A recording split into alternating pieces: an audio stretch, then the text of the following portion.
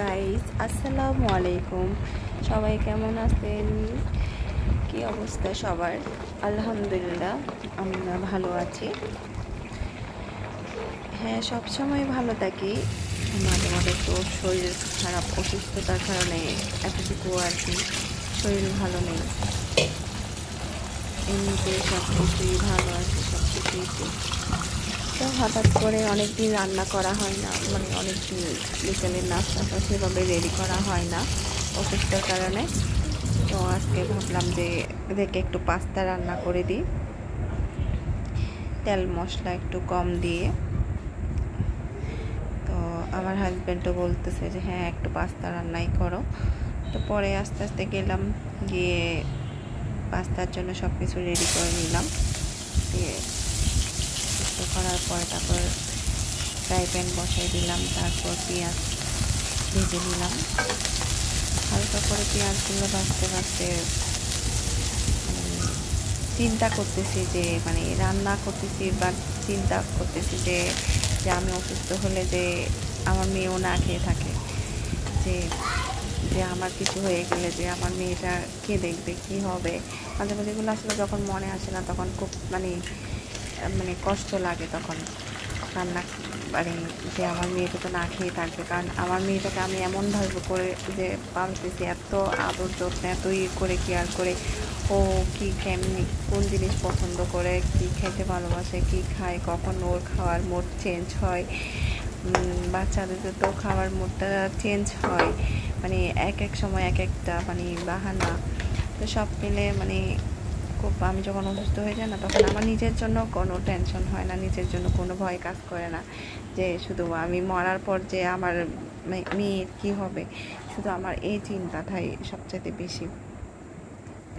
যাই হোক, আল্লাহ ভরসা। রান্না করতে চলে আসলাম, মানে রান্নাটা শুরু করলাম। যে তারপর হালকা মরিচ মশলা যা যা দেওয়ার সবগুলা দিয়ে দিলাম, দিয়ে কষিয়ে টষিয়ে নিলাম। নেওয়ার পরে তারপর ভালো করে একটু করে একটু যখন মশলাগুলো একটু মাখো মাখো করে হয়ে আসছে, তখন আমি আস্তে করে মানে পাস্তাগুলো সবগুলো এখানে ঢেলে দিব,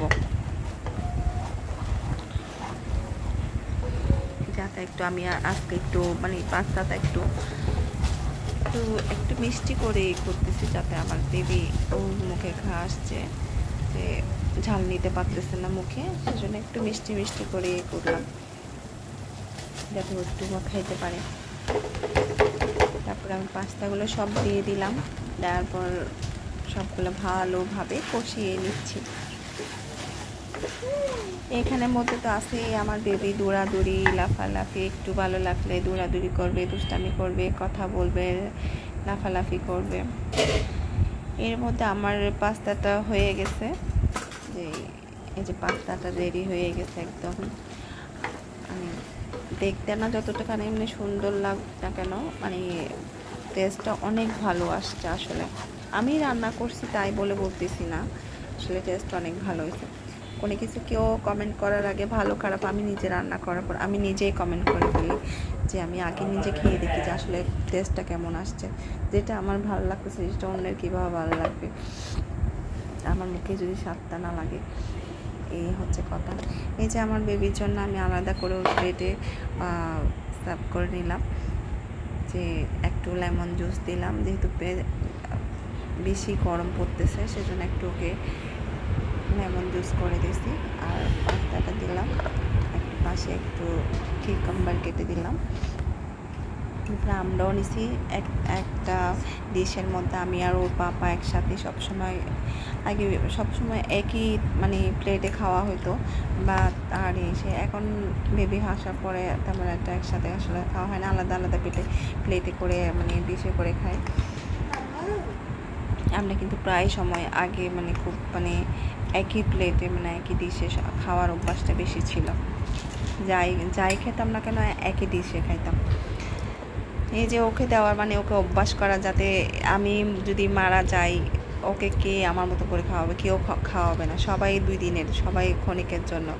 ও কেউ বুঝবে না যে ও কি পছন্দ করে, কীভাবে কি খাবে না খাবে, সেই এই আর কি। তো গাইস ভালো